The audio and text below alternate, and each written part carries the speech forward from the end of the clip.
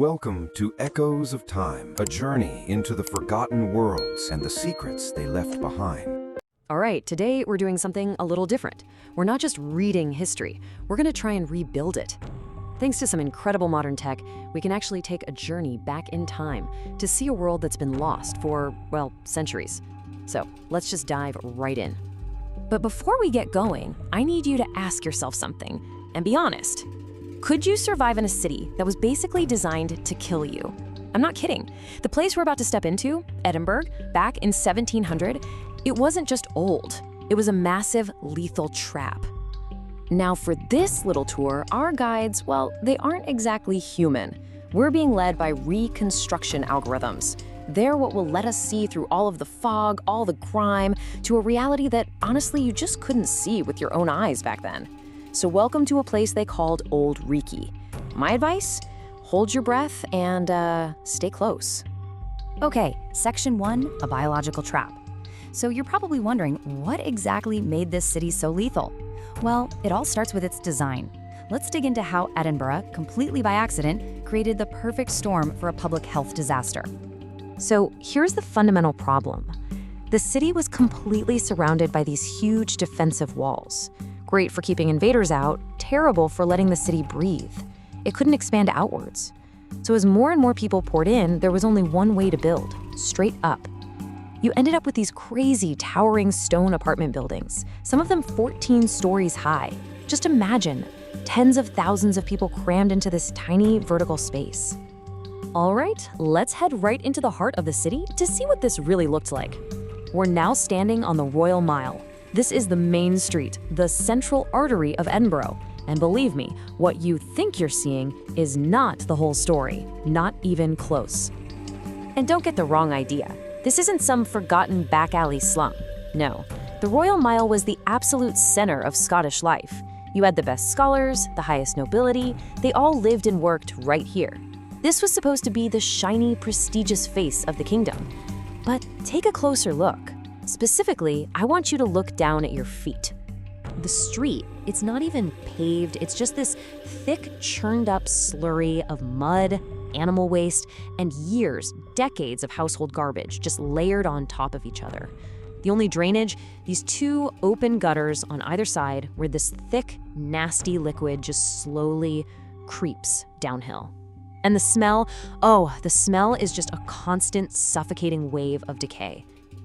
And if you manage to tear your eyes away from the ground and look up, you've got another problem. All those super tall buildings create this canyon effect. All the smoke from thousands of coal fires and kitchens, it has nowhere to go. It just gets trapped. The result is this thick, yellow, stagnant fog that the locals called, well, Old Reekie. It's the city's nickname for a reason. And this stuff didn't just hang in the air, it got right down into your lungs. Now think about this. In a world completely saturated with filth, a world before anyone even knew what a germ was, the smallest little injury could be a death sentence. A simple scratch, a splinter from a piece of wood, it would almost never heal right. It would just fester, go septic. And blood infection, that was a very common, very quiet way to die.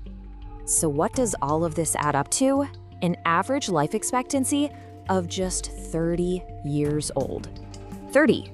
And the craziest part? This wasn't some huge tragedy that people talked about. It was just normal, a routine, accepted part of life, as normal as the sun coming up. Okay, let's step away from the main street for a second. We're gonna walk just north of the city walls. We're now at the foot of Edinburgh Castle, standing next to a body of water called the Nor Loch.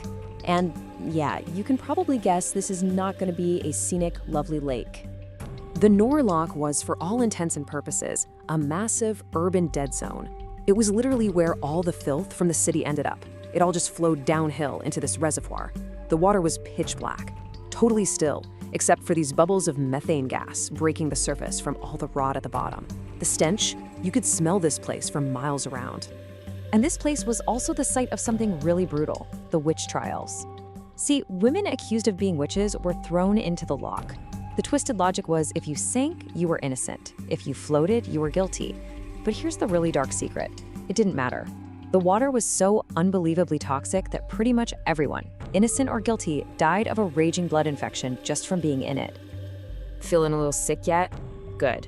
let's head back into the city. We're gonna get off the main street, off the Royal Mile, and duck into one of the closes. These were the really narrow, dark alleys where the vast majority of people actually lived. So inside just one of these stone towers, you had this entire brutal social hierarchy. It's fascinating. The rich nobles, they lived on the middle floors, high enough to be above the worst of the stench from the street. The craftsmen and merchants lived on the floors below them, and the poorest of the poor, they were shoved into the leaky attics at the very top or the damp, lightless cellars at the very bottom. You have to understand, in these crammed, sealed-off spaces, privacy just didn't exist. It was a fantasy. The very air you were breathing was a shared substance. Every single cough, every sickness, every pathogen just passed from person to person to person. It was unavoidable.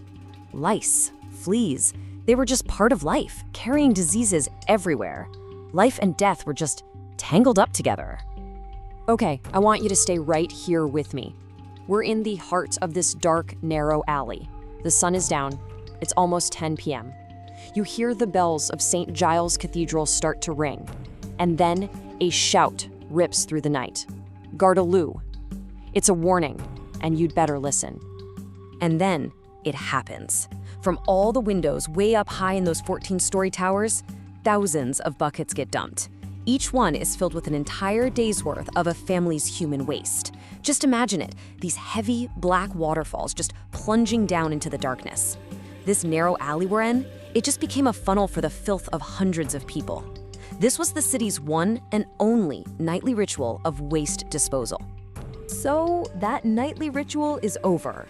But for the people who were just too weak to survive in a place like this, the city had one last stop for them. And this is where we find the most incredible paradox of this whole story. See, back then, poverty was basically a crime. If you got too old or too sick to work, that was it. You were taken here, to the poorhouse or the toll booth prison. And in there, you were just left to die on rotting wooden planks, crammed in with dozens of other poor souls, a final shared humiliation. There's a quote that just captures this perfectly. The city had drained the life from a human existence, and it discarded its victims in the same manner it had dumped a bucket of filth into the street. And that's exactly what happened. Every morning, the garbage carts would come around. They weren't bringing food or help. They were there to pick up the bodies of those who died overnight. They were just stacked out like trash, their purpose served. It was cold, it was efficient, and it was silent. And yet, and this is what just blows my mind, from this exact same suffocating air, this same daily brutal struggle, something absolutely extraordinary was born. The people who lived through this didn't just survive it, they somehow nurtured minds that would light the fuse for the Scottish Enlightenment, one of the most brilliant, most important intellectual movements in all of human history. How does that happen? You know, the past, it never really goes away, does it? It's still there, under all the layers of modern stone, just reminding us how much we take for granted. So I'll leave you with one last question to think about. Standing here, today, in our world, what's a single breath of clean air really worth? This was Echoes of Time. If you love powerful history stories, subscribe and continue the journey with us.